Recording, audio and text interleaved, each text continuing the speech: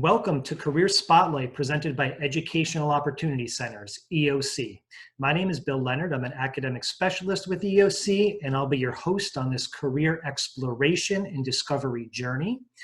The objective of Career Spotlight is to learn about careers from industry professionals in an effort to educate students and the general public so they can make more informed career decisions. The career we are highlighting today is talent acquisition. I'm excited to be joined by Kristie Spinello, talent acquisition specialist with Borton-Lawson. Welcome, Kristie. Hi, Bill. How are you? Good. Thanks for having me. Good to see you. Kristie, you and I met about a year ago, I believe, through online networking. And since that time, you've partnered with EOC first at the Futures Conference in 2019. And then again, more recently, you were a guest speaker in some classes that we teach at Scranton High School. So I've gotten to know you pretty well over the last year. Yeah, it's been really great. I think being able to be a part of all those different initiatives, and it's really nice because it's the community that we live in, the community that we work in. So it's really nice to be able to give back to the people that are living in the same area that I am. Absolutely. And why don't you, take a moment to introduce yourself to the people who may not know you? Sure. So my name is Kristie Spinello. I am a talent acquisition specialist with Borton-Lawson. I've been with Borton-Lawson about a year and a half now. I joined them in January of 2019.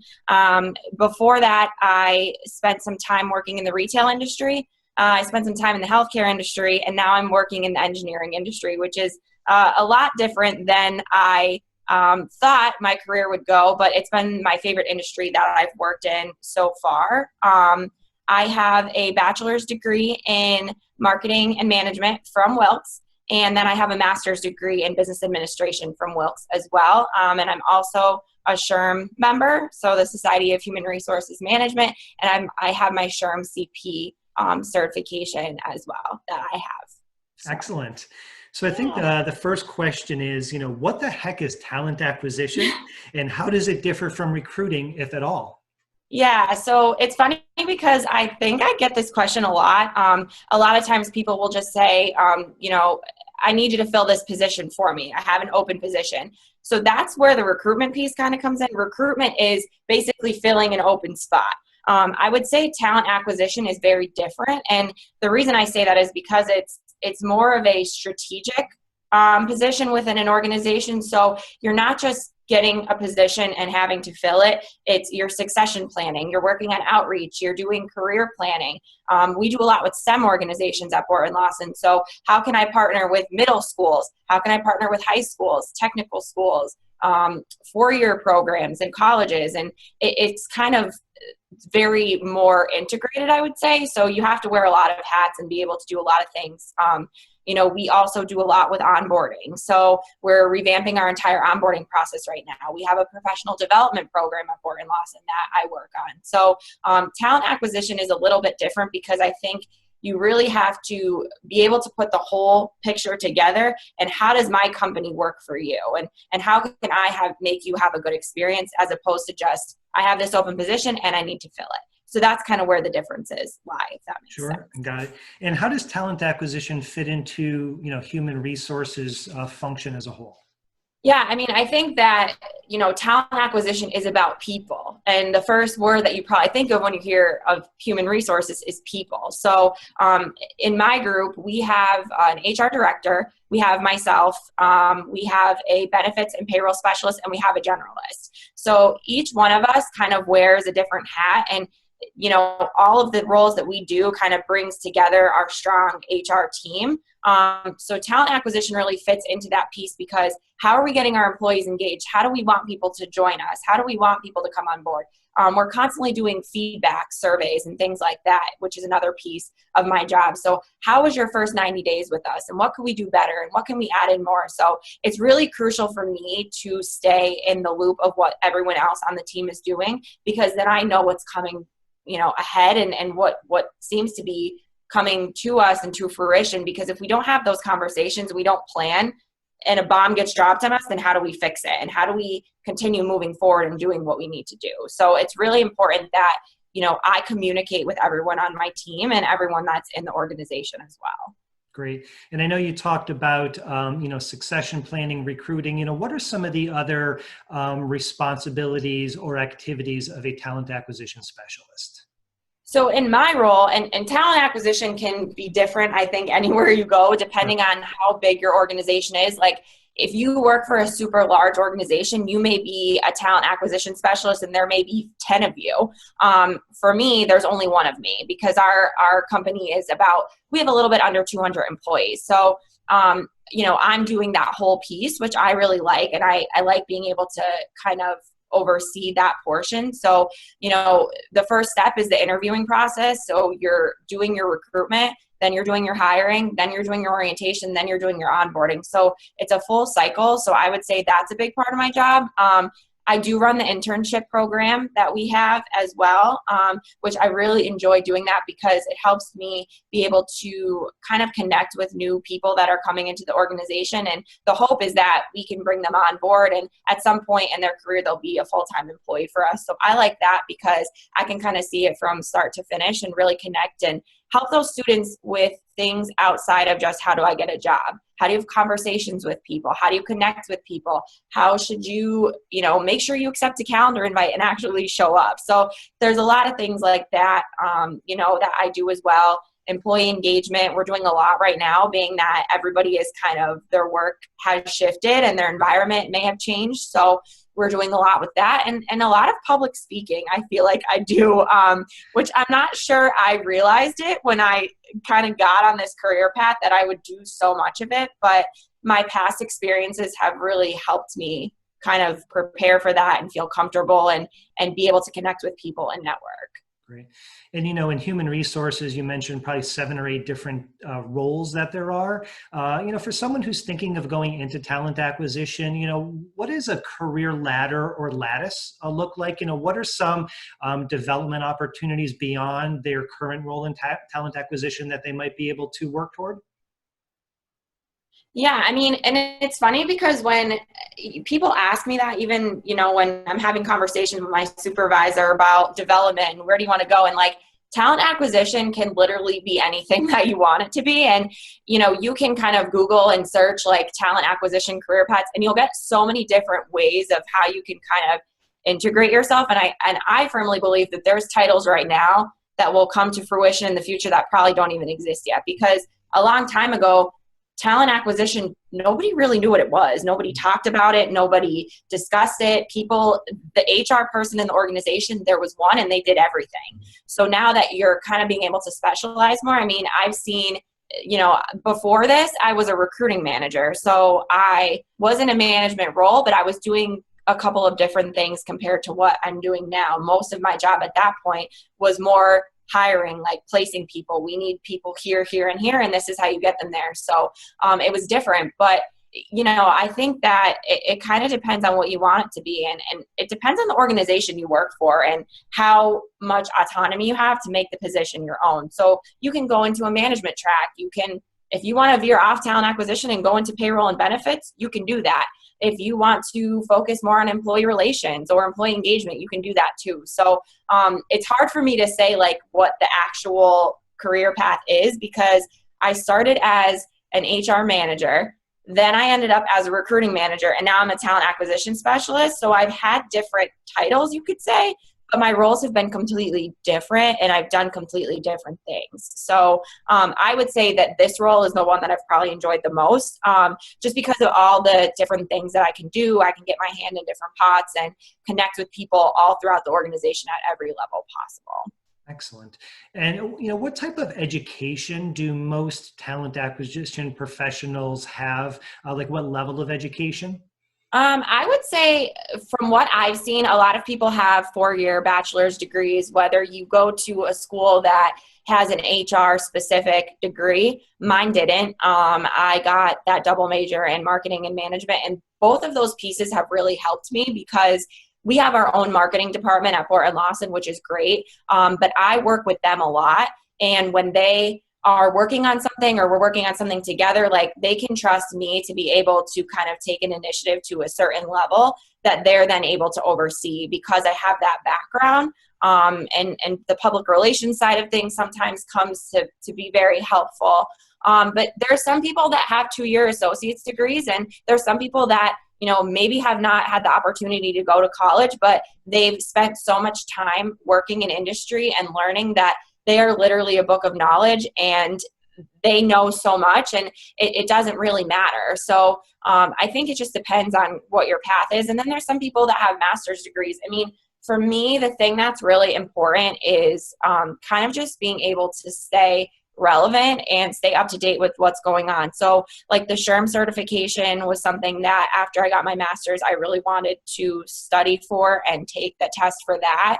And I'm a member of NEPA SHRM as well. So that's like our local chapter of NEPA SHRM. And that group is great because they have so many connections throughout the HR field in this area. So, say your company needs a new payroll, system that you want to use. So I know that this girl works for this company and this is what they do. So let me talk to you about that. So outside of education, I think it's really important to just get involved in other types of certifications, clubs, organizations, go to seminars, especially free ones. Like there's so many free seminars that they offer, especially now, because a lot of people are home right now. So there's so many things. I've been doing a webinar like once a week on different topics just to stay relevant with what are HR people doing right now and what's going on in the world around us and how can we help our organizations the best that we can.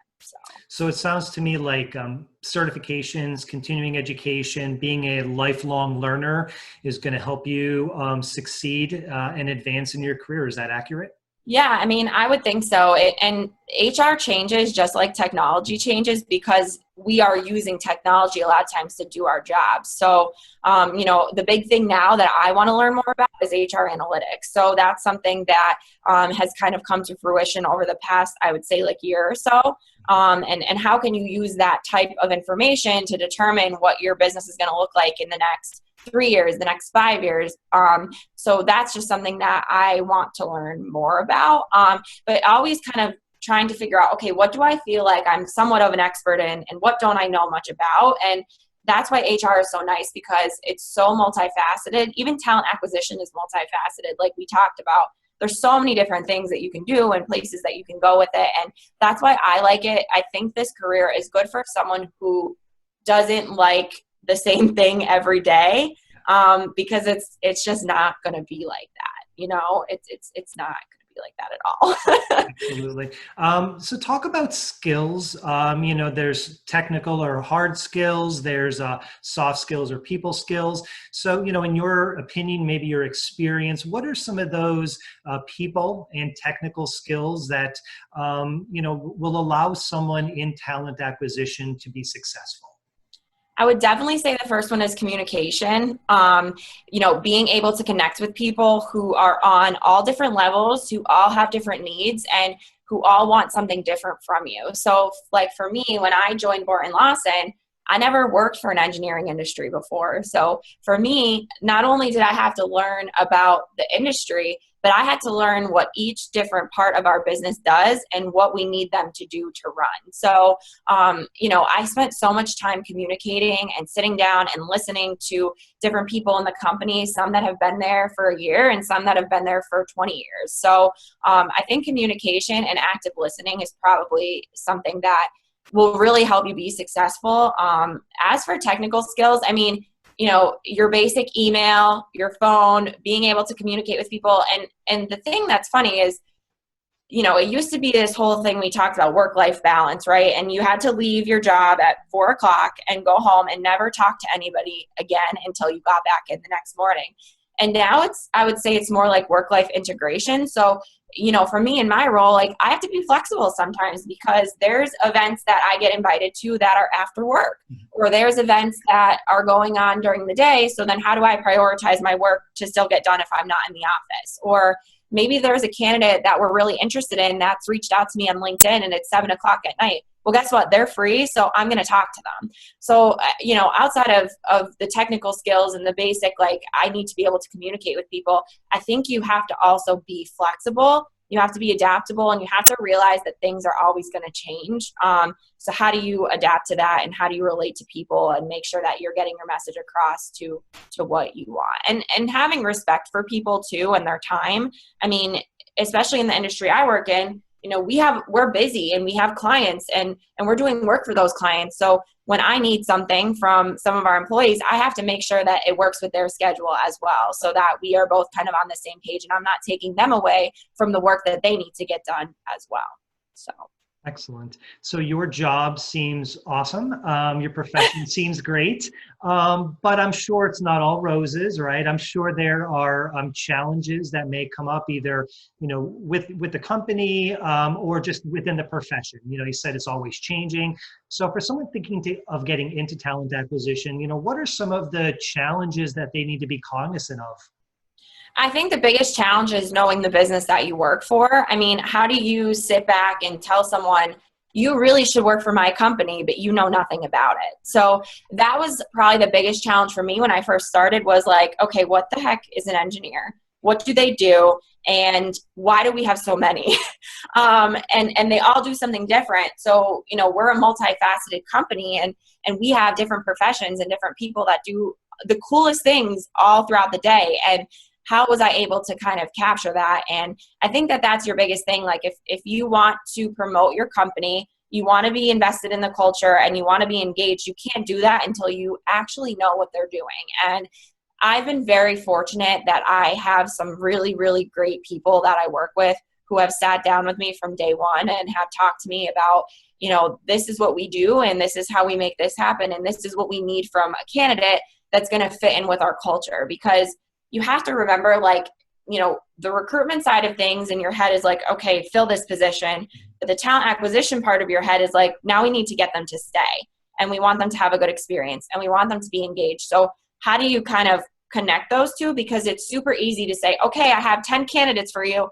How many do you want to hire? And then when you really start digging into it and seeing, okay, well, do they fit in with our culture? Like at Borton-Lawson, we focus on our culture so much, and I'm really proud of the culture that we have, and I think that we want to bring in employees that mold that culture as well. So it can be hard. And the other part of the job that is difficult and is defeating is when you put all your time and energy and someone chooses to go somewhere else, or they come on board and they choose to leave quickly.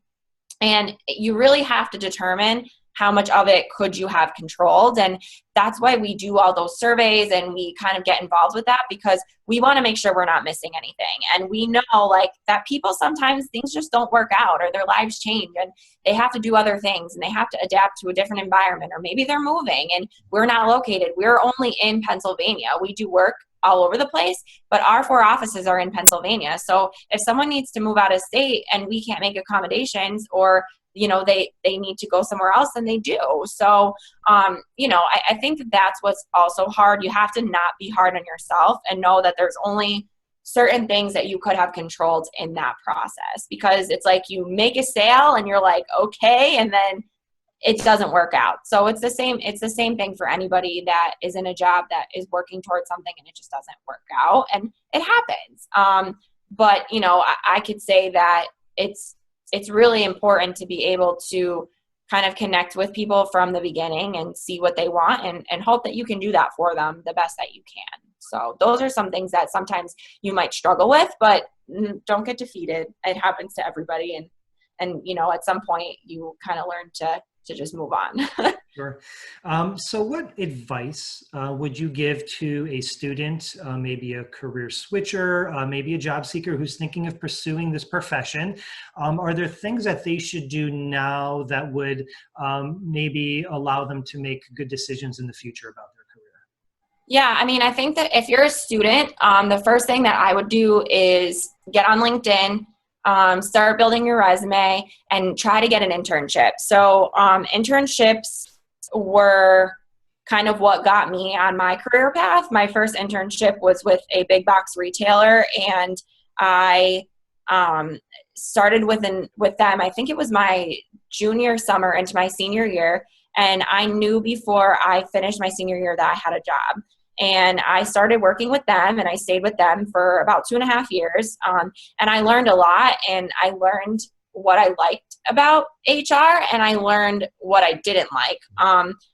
For me in retail, it was a very high level scope, but I wasn't really able to kind of get involved in the nitty gritty and like the day to day because the processes were already in place and they were kind of telling you this is the way that you have to do things, where now we make our processes and we get people involved and we change things as they go. So the internships were really what helped me figure out like what I liked and what I didn't like.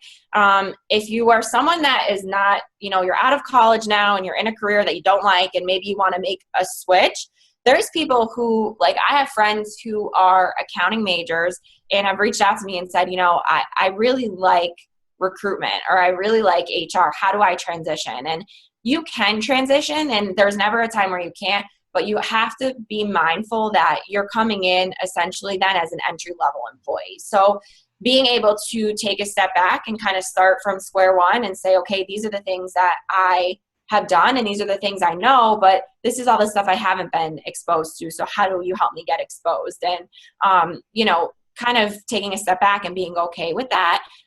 If you're just trying to make a switch and you're already in the HR field, I would say that networking is probably your best thing to do right now. So, I know you do like NEPA Networkers and we have NEPA SHRM and we have all these great organizations that are literally right in our backyard, and connecting with people like that is your best way. I can't tell you how many places I go that someone's like, hey, I know you from LinkedIn. And I'm like, oh yeah, I've seen you on there too. Like, I really like this post. We just did, my supervisor and I just did a presentation at the Young Professionals at the Wilkes-Barre Chamber. And we did it on social professional networking and how do you build your personal brand. And that's what you need to do. You need to distinguish yourself differently and apart from your competition, because depending on the size of the company, their applicant tracking systems, they could just be taking resumes and you may not even have a person that's reviewing them.